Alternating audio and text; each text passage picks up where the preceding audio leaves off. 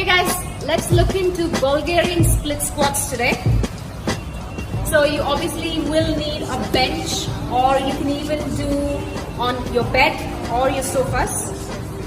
Bulgarian split squats always need to have one leg elevated on the bench. You can either have your foot with toes tucked under or you can have your foot flat, but I prefer this way because it gives me a lot more stability. Okay, a step forward from the bench. Do not be too close.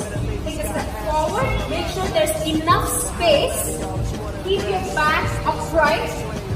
Have your elbows all the way up.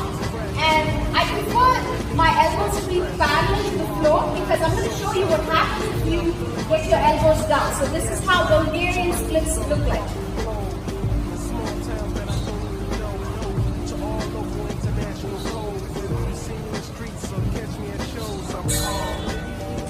Okay, so the reason why we need to have our elbows up is because this is what happens if you keep your elbow or bring your elbows down or closer to your body.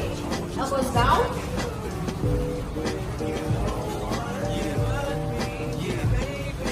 Notice how my back is kind of leaning forward. My elbows are closer to my body and my back is also following my elbow. So that is why it's important to keep your elbows up. Keeping your elbows up will always keep your or help you to keep your back more upright. So elbows up.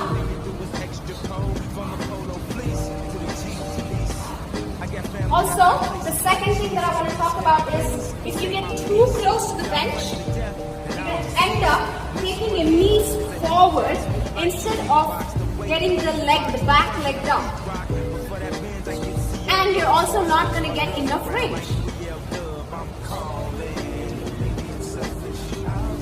So just make sure you have enough space between your back leg and your front leg. Keep the elbows up and parallel to the floor and make sure your back is more upright.